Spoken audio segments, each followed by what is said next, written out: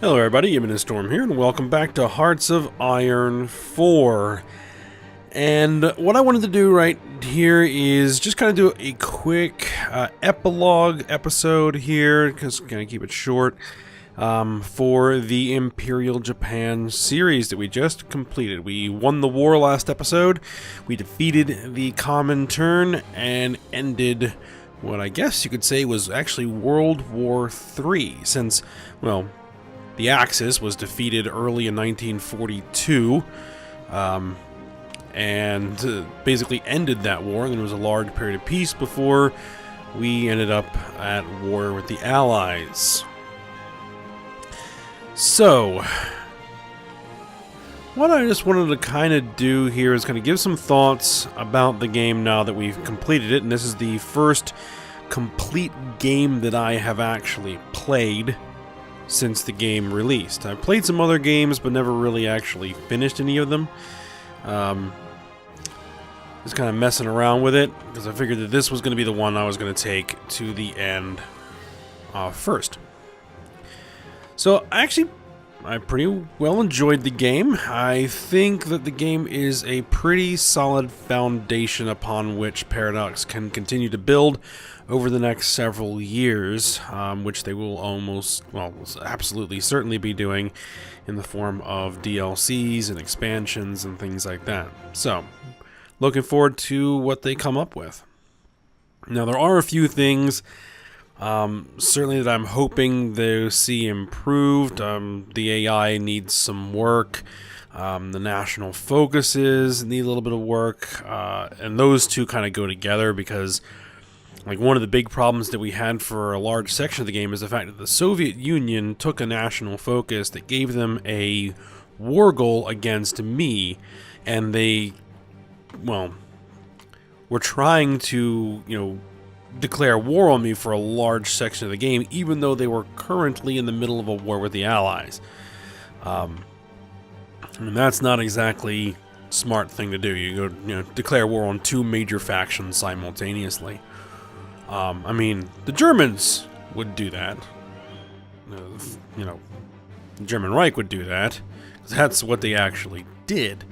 But one thing, historically speaking, is that the Soviets, worked hard to, form a non-aggression pact with the Japanese, so they could free up their army on the east to bring them over to help fight the Germans. So yeah, that doesn't make a ton of sense. So hopefully they'll work on things like that. The battle planner, I really wasn't sure I was actually going to like it when I first kind of started up. I was figuring that I was going to be microing a lot more than I actually ended up doing. I kind of actually, I like it.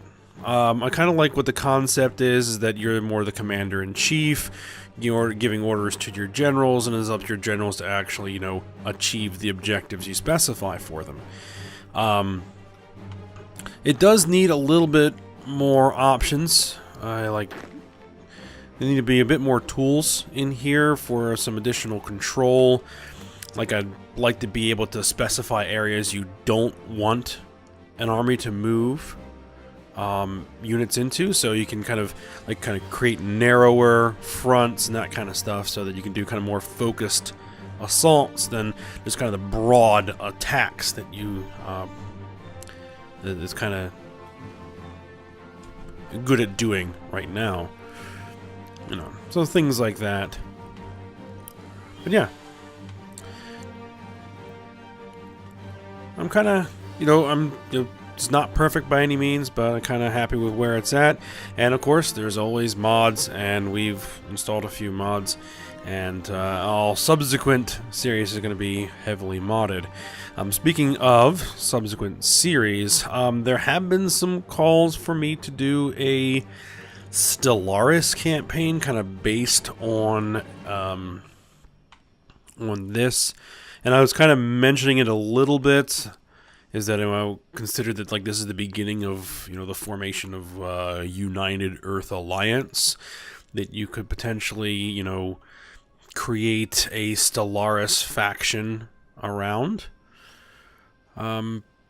Not entirely sure I'm going to get to that. We're currently playing a Stellaris campaign, which is kind of a extension of the Turkey campaign that I did in Hearts of Iron 3, which is an alliance between the Turkish Empire, which conquered most of the planet, and the Japanese Empire, that also, conquered large chunks of the world in that game. Also, I have the Macedonian Empire mega campaign that may end up in Stellaris before that's done. So, I'm not sure if I'm going to be able to get around to it anytime soon, because I only have a limited number of, spots to record. And with, because we're going to be doing another Hearts of Iron series, where I'm going to be playing as a minor nation. And we'll be going over that when I start that series up.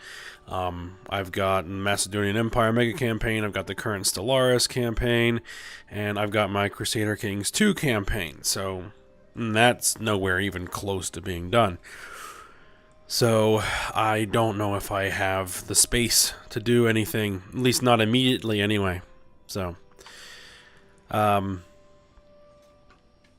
that's that. Alright, so I'm going to go ahead and get to work on starting up what we're going to be doing for the next Hearts of Iron 4 campaign, which is going to be a minor nation. I have to see who we're going to play as, got to make a decision on that, and I'm going to get a whole bunch of mods once I decide who we're going to be playing as, based around who that's going to be. Alright, well, I hope you guys enjoyed watching this series, as I mentioned before, and go ahead and like, subscribe, and comment, and check out my other stuff, and I will see you in the next Hearts of Iron 4 campaign.